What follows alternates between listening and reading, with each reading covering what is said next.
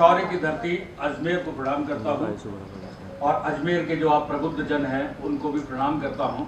26 तारीख अजमेर के लिए काफी महत्वपूर्ण है और हो भी क्यों नहीं, या हम 5 साल के लिए एक ऐसे व्यक्ति का चयन करेंगे जो अजमेर की सोचे, जो राजस्थान की सोचे या देश की सोचे, जो राष्ट्र निर्माण की सोचे, अजमेर के विकास की सोचे। आज अजमेर की बात करते हैं तो 2 जगह पे आके अजमेर सिमट जाता है, आना सागर को देख लो या एक और जगह, जिसको लेकर अजमेर के विकास के बारे में हमें सोचना चाहिए। आज अजमेर के अंदर इतना ज्यादा डेंसिटी बढ़ चुकी, पॉपुलेशन बढ़ चुकी, ट्रैफिक का इतना बड़ा प्रॉब्लम हो चुका कि एलिवेटेड रोड्स की अब जरूरत पड़ने लग गई शहर को।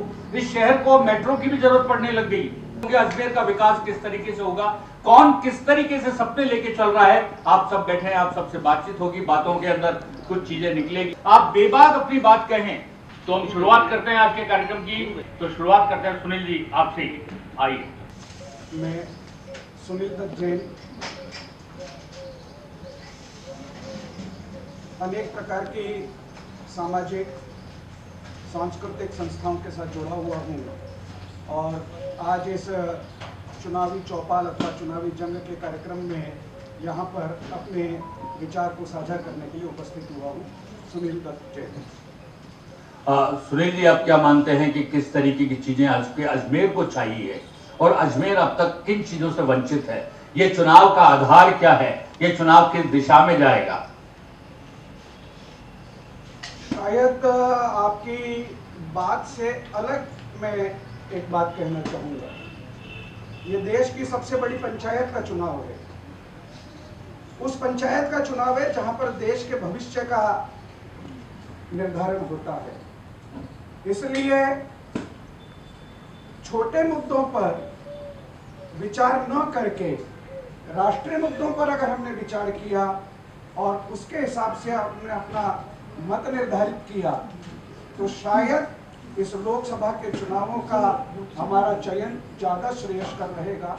लेकिन इसके इतर भी चूंकि अजमेर अपना प्रतिनिधि चुन रहा है, उस प्रतिनिधि का अजमेर के प्रति क्या दायित्व बनता है ये भी कहीं कोई कम नहीं हो जाता है।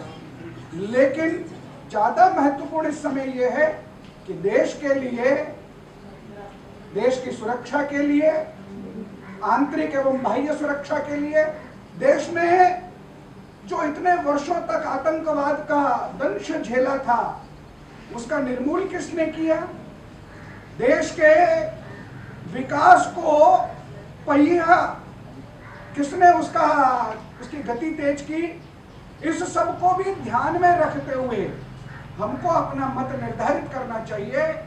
लेकिन फिर मैं स्पष्ट कर दूं, अजमेर जो कि शायद राजनीतिक प्रतिबद्धता यहाँ के चाहे वो पक्ष हो या विपक्ष हो, उनके नेताओं में उतनी राजनीतिक प्रतिबद्धता और अजमेर के प्रति जो विकास के प्रति समर्पण भाव था उसमें कहीं ना कहीं कोई कमी रही होगी। इसलिए आज अजमेर राजस्थान के कुछ अन्य जिलों से पिछड़ता हुआ दिखाई दे रहा है।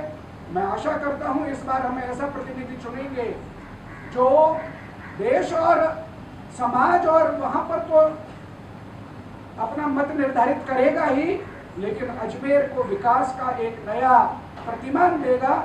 इस प्रकार का प्रतिनिधि का चयन हम आने वाली 26 तारीख को यहाँ करने वाले हैं। निश्चित रूप से बात है कि ये गली मोहल्ले का चुनाव नहीं है, लाइट और सफाई का चुनाव नहीं है, यह देश का चुनाव है, देश की सत्ता का चुनाव है, देश की बागडोर किन मजबूत हाथों में हो उसका चुनाव है, देश की वैभूति का चुनाव है, मातृभूमि के ऊपर एक तिलक लगाने का चुनाव है। तय आपको करना है किस तरीके से लेकर जाते हैं, किस तरीके से नहीं। लेकिन 26 अप्रैल एक महत्वपूर्ण दिन है, आप अपना वोट तो देंगे ही देंगे, बाकी साथ में दूसरे लोगों से भी अपना वोट डलवाएंगे। आप तय कर लीजिए कि आपके घर का, आपके मोहल्ले का, आपके कॉलोनी का, आपके ग्वाड़ी का, आपकी हवेली का, आपके फ्लैट्स का, आपकी सोसाइटी का, आपका टाउनशिप का एक भी बंदा ऐसा नहीं हो जाए कि जो वोट नहीं डाले। जब तक इस यज्ञ में सब आहुति नहीं देंगे तब तक राष्ट्र विकास के पथ पर नहीं चल पाएगा और आप वोट नहीं देंगे तो आप इस बात के भी हकदार नहीं होंगे कि आपके यहाँ डेवलपमेंट क्यों नहीं हुआ।